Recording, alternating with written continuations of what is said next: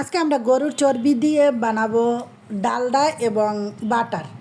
তো গরুর চর্বি কখনো ফেলে দেবেন, এগুলো কোরবানির গরুর চর্বি একদম ফ্রেশ। ধোয়ার পরে তারপরে সুন্দর করে ধোয়ার পরে আমরা হাঁড়ির মধ্যে বসাই নিলাম। তারপর দারচিনি, তেজপাতা, লং, আসল কথা যত প্রকারের মশলা আমরা গরুর মাংসে ব্যবহার করি সবগুলো ব্যবহার করবেন। সাথে কতগুলো গুঁড়ো মশলা দেয়া আছে, আসলে ভিডিওটা কেটে গেছে যার কারণে গুঁড়ো মশলা ওই যে মিলানো যে আমার হাতে বানানো মাংসের মশলা ওটাও দিয়ে দিছি। সাথে দিয়ে দিয়েছি সামান্য কতটুকু সয়াবিন তেল। কারো ঘরে যদি আপনার ঘি থাকে ঘিটাও ব্যবহার করতে পারেন।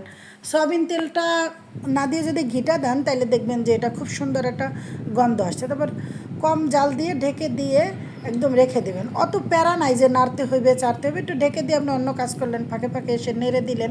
নাড়তে নাড়তে দেখা যাবে একটা পর্যায়ে এরকম পানি বের হয়েছে। পানি বের হওয়ার পরে দেখেন কত তেল, এখানে প্রায় আধা কেজির মতো গরুর চর্বি ছিল। ওগুলো আমি এভাবে করছি।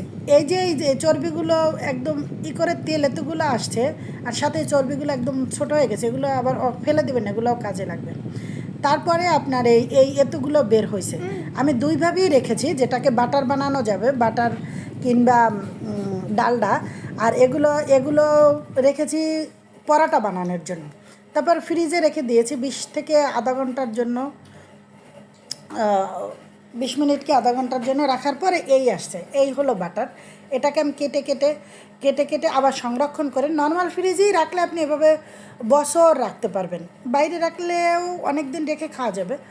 তারপরে আমি ওই যে ছোটো ছোটো যে আইসক্রিমের বক্সের মধ্যে বরফের যে স্টোভের মধ্যে রাখছি, ওটা দিয়ে একটা পরোটা ভাজবো।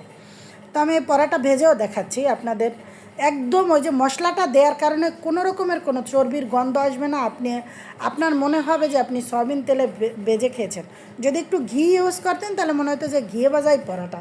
আমি আবার আমার ঘি ছিল না বাসায়, যার কারণে আমি এরকমের করে উল্টিয়ে পাল্টিয়ে পরোটা ভাজছি।